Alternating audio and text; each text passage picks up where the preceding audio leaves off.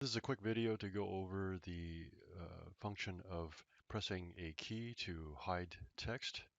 So we are looking at the level blueprint, as you can see here, and we are showing you the HUD functionality. So this is what we've done before, where we start the game, then we create the widget blueprint, and then we add that to the player viewport, and that is part of the player controller. So if you remember in class, we went and created a text in our widget blueprint. And to get to widget blueprint, remember, we created it from add new, user interface, widget blueprint. So from there, you rename it, double click on that, uh, the widget blueprint that you created, and you see the UMG designer, and then you drag text over, make changes that you want in terms of color, font size, and the actual text itself. Then with this selected, we make sure that we go up here in the details panel and click the check mark for is variable. Once that happens, then we can have access to and control this UI element. So going back to the level blueprint, so if you remember the level blueprint, we can access that by hitting blueprint, blueprints, open level blueprint.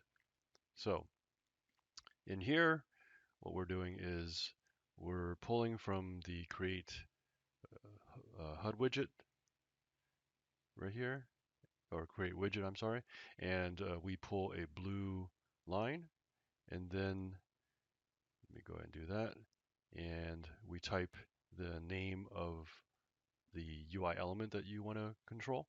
In this case, I named it press P. So we go back in the details panel.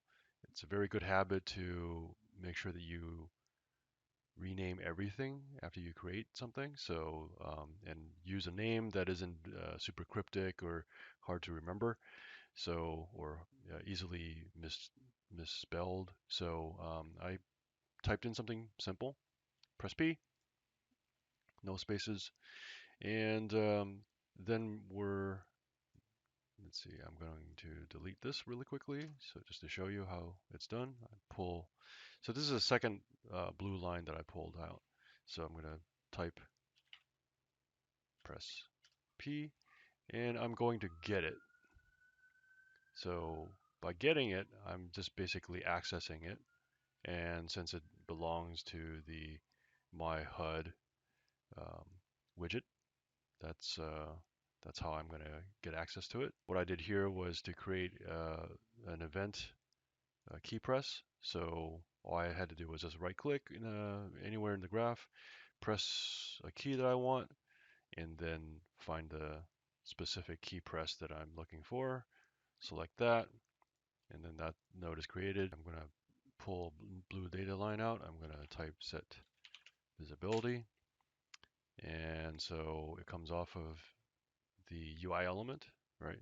So, and then I connect my key press into that. So, and then I change, it defaults to visible. I'm going to set it to hidden for my purposes. And then I hit compile, and it looks good. So once I have that set up, I'm going to test it out. Hit play, I'm going to hit P, and it disappears.